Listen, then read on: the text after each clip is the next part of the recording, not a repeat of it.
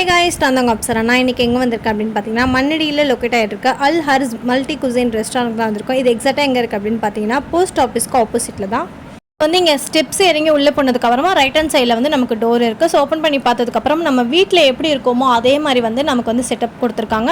So அந்த screen எல்லாமே வந்து நம்ம க்ளோஸ் பண்ணணும்னு சொன்னோன்னே அவங்க க்ளோஸ் பண்ணிவிடுவாங்க. இங்கே ஒரே ஒரு டேபிள் மட்டும்தான் இருக்குது. ஸோ நம்ம வீட்டில் உட்காந்து சாப்பிட்ற மாதிரி கம்ஃபர்டபுளான ஃபீலுமே நமக்கு இங்கே கிடைக்கும்.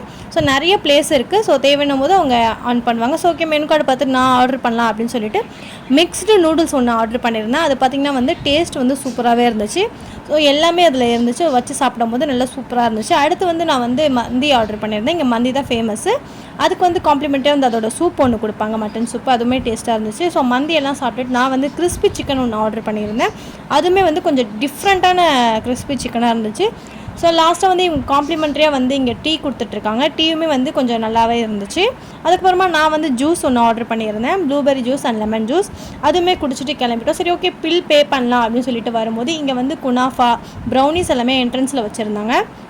அதில் வந்து நான் வந்து ப்ரௌனி குனாஃபா ஒன்று ஆர்டர் பண்ணியிருந்தேன். அது வந்து டேஸ்ட் ஓகேவாக தான் இருந்துச்சு. ஸோ ஓகே, மறக்காமல் வந்து இந்த கடையில் வந்து டின்னர் ட்ரை பண்ணி பாருங்கள். இந்த வீடியோ உங்களுக்கு பிடிச்சிருந்துச்சு அப்படின்னா வந்து லைக் பண்ணுங்கள், சப்ஸ்கிரைப் பண்ணுங்கள், மறக்காமல் பெல் ஐக்கனை கிளிக் பண்ணுங்கள்.